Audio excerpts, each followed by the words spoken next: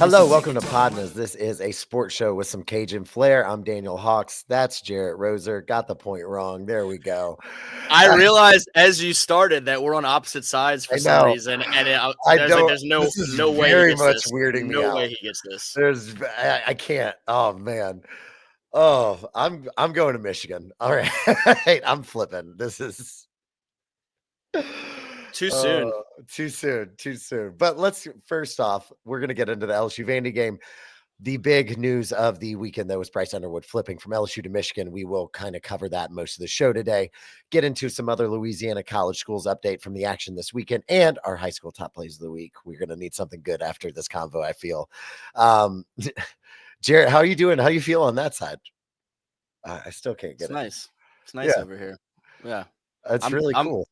I'm fine, man. Weather's cooling down a little bit, but not quite like y'all are dealing with up in Chicago. Just, close to the end of football season. Yeah.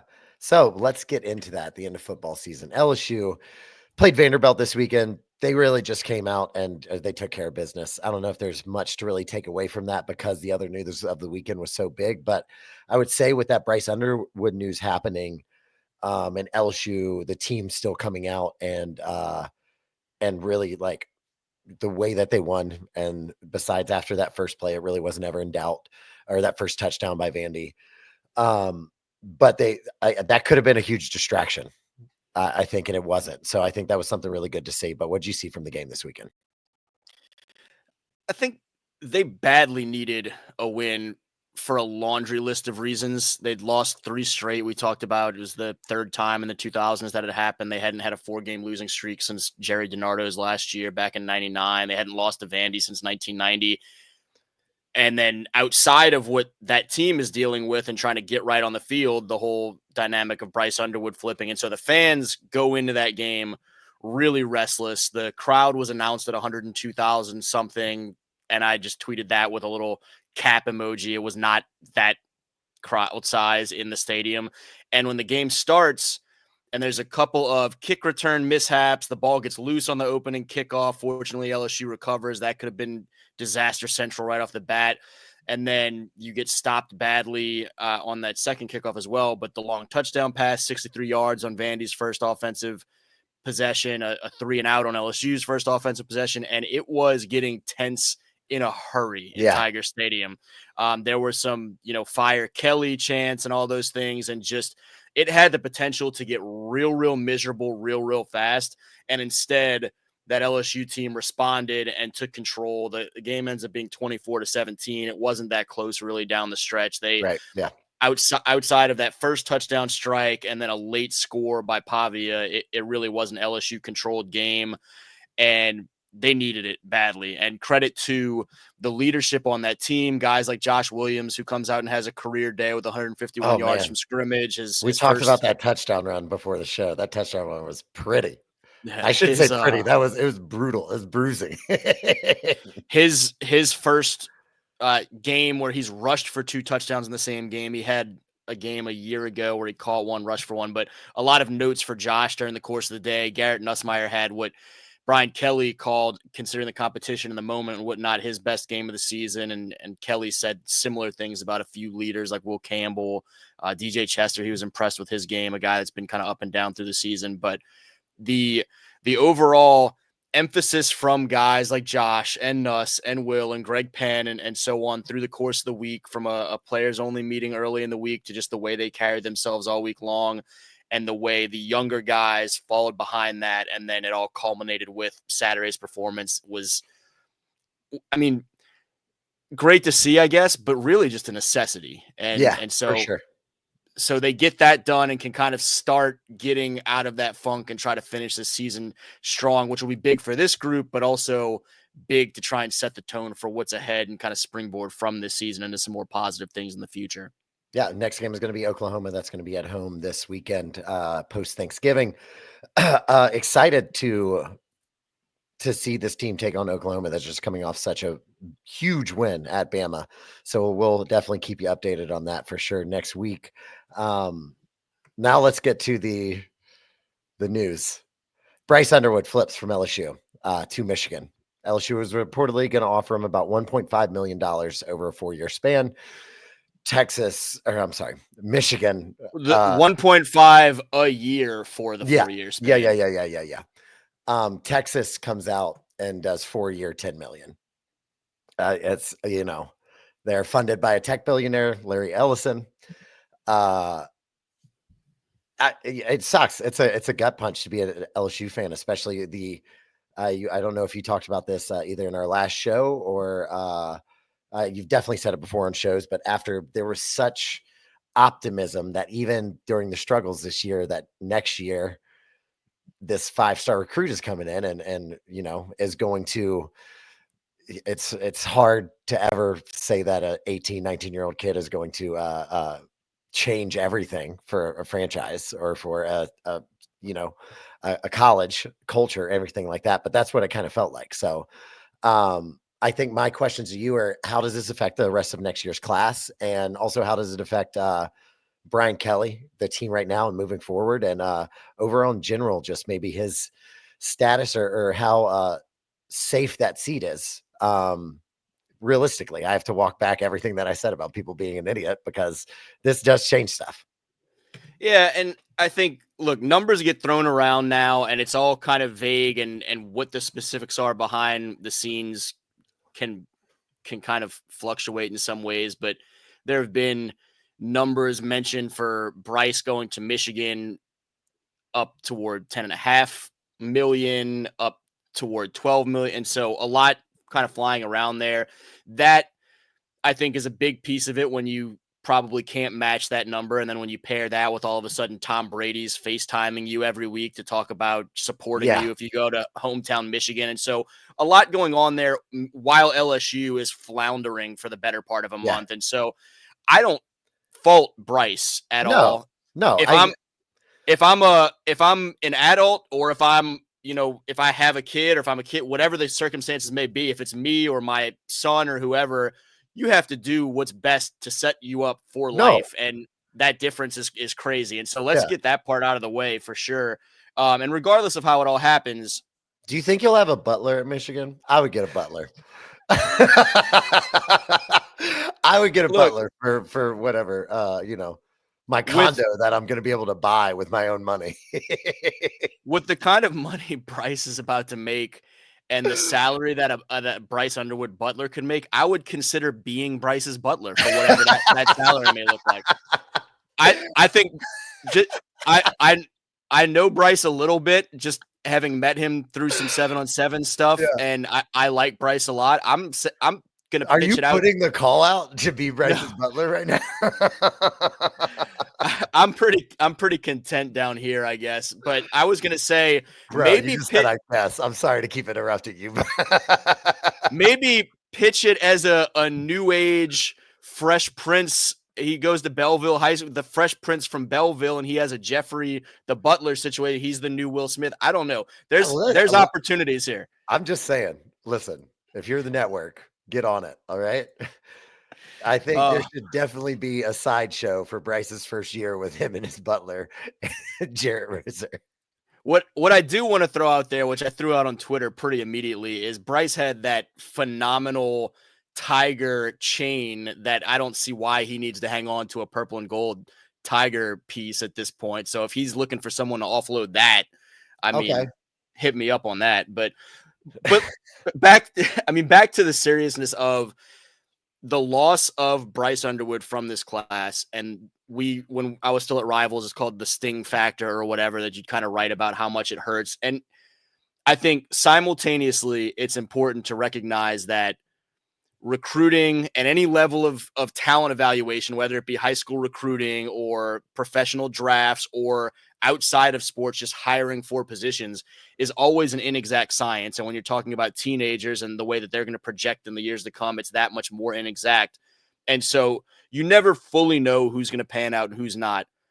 All that being said, Bryce looks like a phenomenal prospect. And regardless of where he's heading for college, I think it's okay to admit the fact that he looks as talented and as difference making of a prospect as you could ask for from a kid coming out of high school. And so to lose a talent like that at that position, a guy that's been the face of your recruiting class that has had such high hopes hung upon it, is brutal, Yeah. especially 2 weeks before the early signing period. The top 50 some odd other guys at that position are already committed elsewhere, and it's really tough to kind of respond to that at that level of prospect and get someone else in there. That being said, LSU still has a top 10 class because of everything they have committed at all these other positions.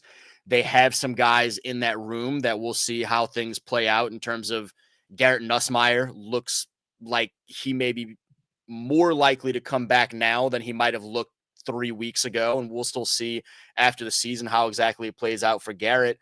There's some talented young guys still there, and Colin Hurley, the Florida kid who signed a year ago, Ricky Collins, a local kid here out of Woodlawn, Baton Rouge that I loved coming out of high school. And so, how do things progress for those two guys in that program? And then, where else do you turn? And it looks right now more likely that you probably get a 2025 edition out of the transfer portal, but who is that, and what are the opportunities there? And so, there there's still talent in that room.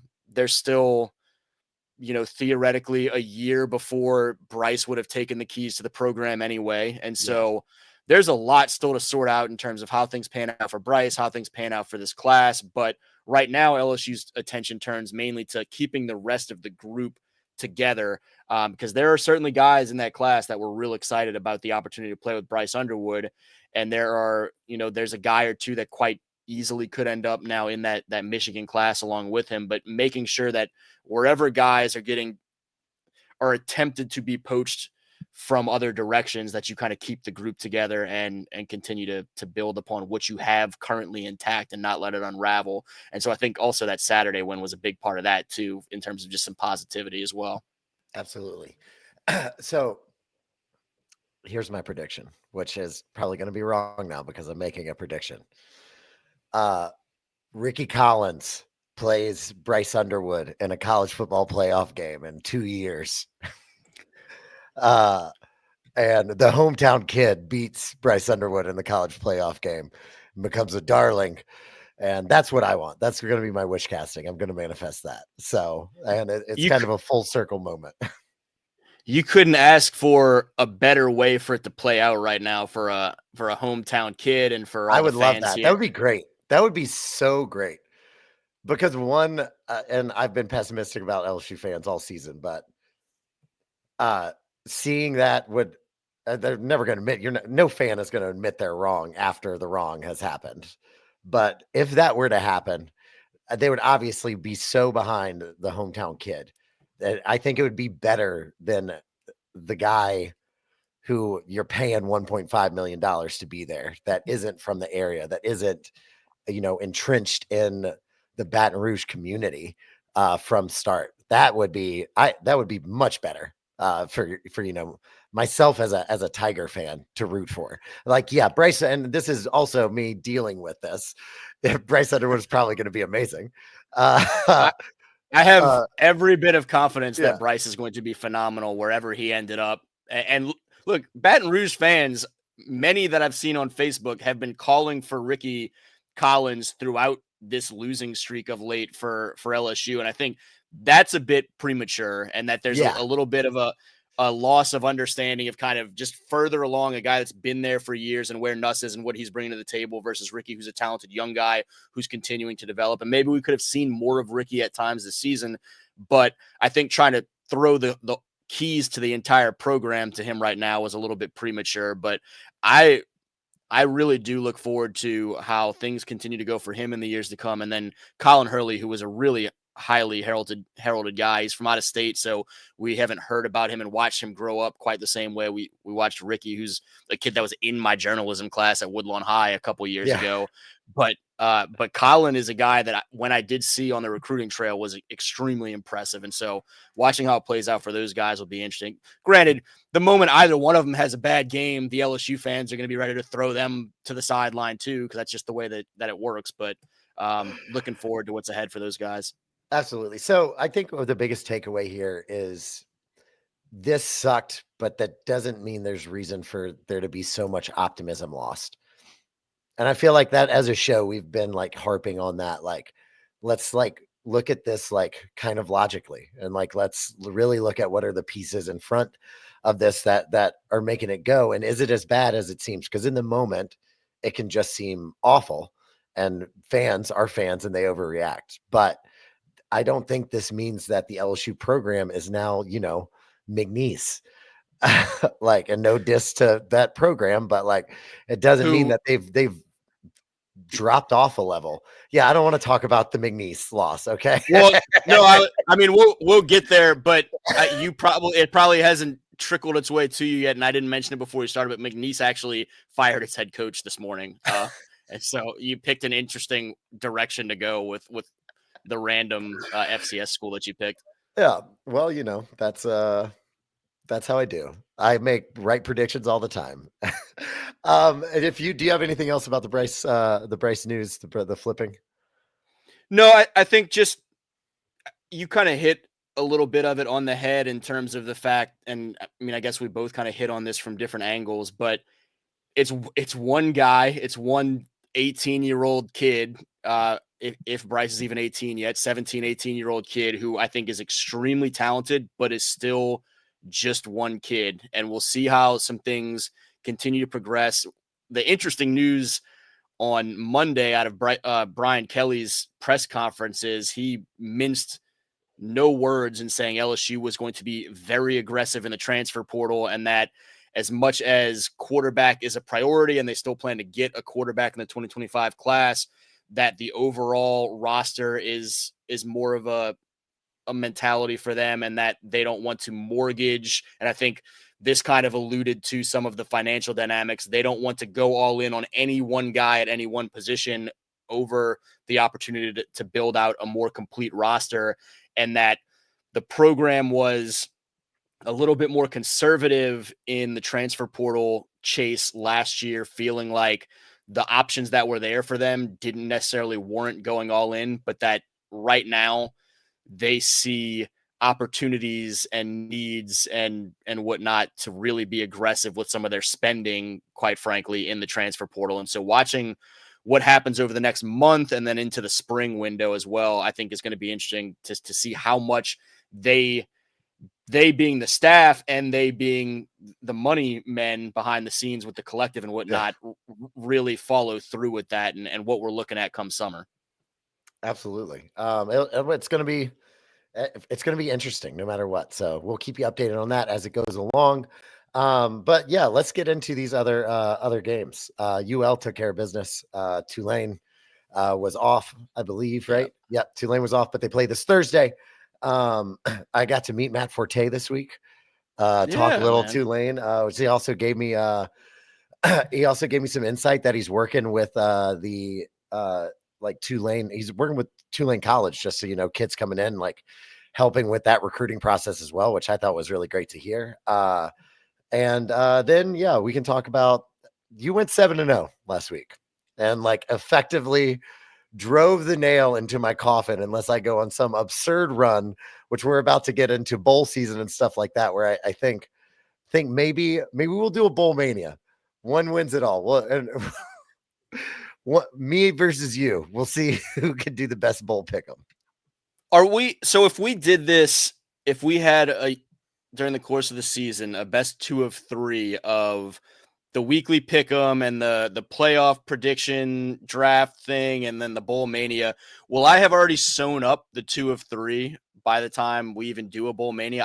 I genuinely don't know what our playoff draft stuff I looks need to like. look at our playoff draft stuff and I'll get on that after the show. But it really sucks, curse jar, that you just assume that you're gonna win the playoff bracket.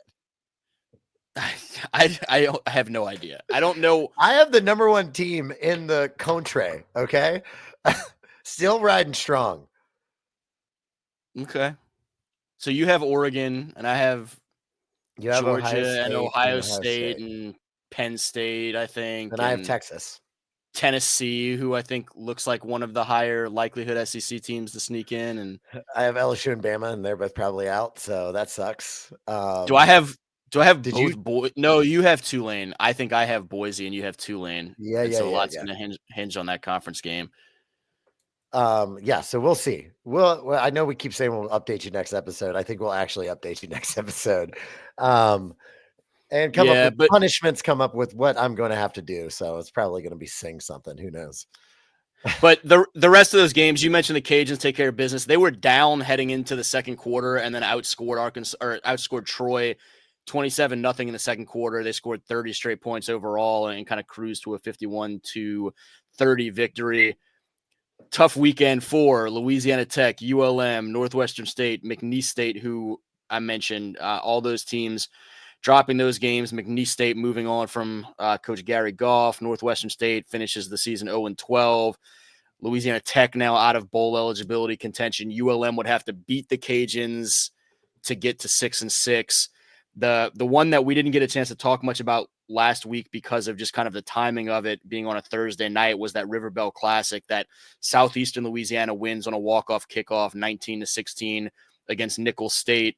And Riley Callahan is the game winner on that, also scored all of their second half points and was 4 for 4 on field goals for the game. And 5 straight wins by the road team in that rivalry now, which is fun. But that's kind of it for the Wow. weekend around the state. Yeah. And now we All gear right. up for, you mentioned that Oklahoma game, and we'll also talk about Bayou Classic in a couple days, but just kind of going out with a bang to the season, hopefully for, the SWAC schools and for a couple of these other FBS schools with some big matchups to wind down. Absolutely. We'll keep you updated on that as we go. But I think it's time. I think it's time that we do the damn thing. And we show you this week's top plays. Let's go. We started the second round of the playoffs with a bang on Thursday. I went down to Metairie and watched Estruma with a win against Haynes Academy.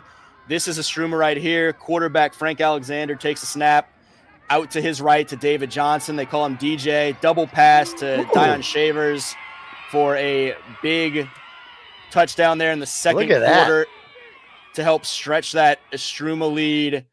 3 guys who made plays all night long for those guys helped push the Indians back to the quarterfinals for the first time since 2003. So a few years before any of those kids were alive. Good to see. Look at that. Also, love the celebration. We clearly love double pass plays. We've kind of incorporated them, I think, each of the last several weeks. And it was our winner last week too. So yeah, this is where I was at on. I think it was the winner. The last 2 weeks that we had. We know what the people love to see. Okay. This was a single pass play, but into double coverage Friday night at Lutcher. Cecilia Diesel Solari drops back, slings it deep to his buddy Brent Gordon Jr. Oh, he dropped that in there like a dime.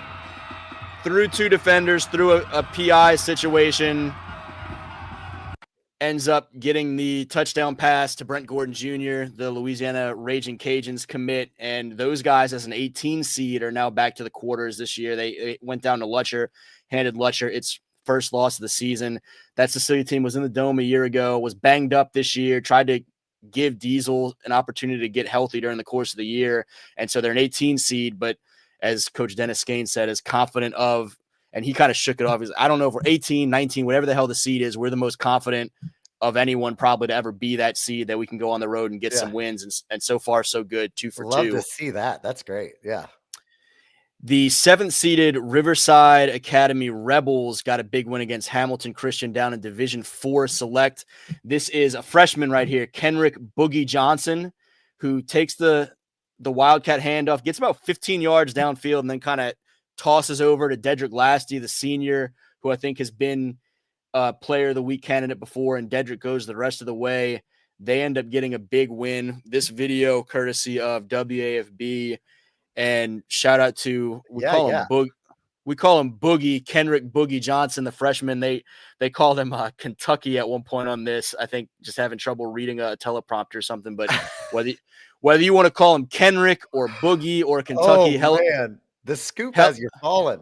Boogie, hell of a play to get it over there to Dedrick way downfield and go score the touchdown and head back to the quarters for the Rebels. They've got a big one against Ascension Catholic this weekend in the quarters. And then winding it down, a guy that's been a candidate multiple times, JT Lindsay, the senior running back, LSU commit for Alexandria Senior High, gets into traffic, kind of dances through some folks and then turns on the Jets. A couple other guys have a chance at him, but they're not bringing him down, and he just kind of continues to accelerate through contact. And then at the end, you'll like this, hits his little quotation mark celebration because one of those linebackers on that field had said after their first round win, yeah, we know we're going to face JT Lindsay and the Trojans next week, and he's supposed to be kind of the big back around the state and whatnot, but we just slowed down Jamarce Plater, so we're going to try and do the same thing to JT, and JT certainly heard that, went and made plays, and I think rushed for over 200 yards again in a big win. Oh, this is why I love sports. I'm going to hit that quotation celebration just in daily life now. That is amazing. I love that so much. So you can vote for your top play of the week. It's super easy. All you got to do is go to our socials on Instagram at PODnas_LA. Vote for the top play of the week. We will tell you who's going to be the winner in a very jam-packed stuff post-Thanksgiving episode that we will have at the end of the week. But please follow us on there. Check out the content. Also, you can follow Louisiana versus All Y'all on Twitter, LAV versus All Y'all. And Jared's got a bunch of good stuff on the YouTube page. It's got everything that you need for Louisiana recruiting, Louisiana sports. Go check out the Louisiana versus All Y'all page. You can get full episodes of this podcast. So please like, share, tell your friends. If you love it, if you hate it, tell your enemies. We still get a stream either way. So that is all I think we got for you today. Jared, do you want to say anything to the people before we get out of here? That's about it, man. Happy Thanksgiving to everybody. Have a great Thursday, and then looking forward to Thursday night down at Ullman Stadium for Tulane, trying to close out a fantastic regular season as they head on to the American Conference Championship. Then we got quarterfinals all over the state Friday, LSU at home on Saturday against Oklahoma, that Bayou Classic, and the list goes on. So even though we're kind of wrapping up this season, there's still an awful lot each and every week to look forward to. Absolutely. And here, one, I'm glad the game for UL isn't in Lafayette and, it's in Monroe, so you're not going to go. So this could have been the year that I finally forwent, I guess, LSU's regular season finale to go catch the UL schools head to head, that rivalry between those guys in the Sun Belt. But that hike on the heels of quarterfinals from the high school level was probably not going to happen. It's just going to be a jam-packed week between New Orleans on Thursday and then wherever on Friday and so on and so forth. Yeah, we'll keep you updated for it all. Listen, that's all we got for you guys. PODnas out. And it's a ticket talking Mazda for the biggest. That's a comma and a comma and a comma. Gotta get it. I've been comma and a comma and a comma. Gotta get it, comma and a comma.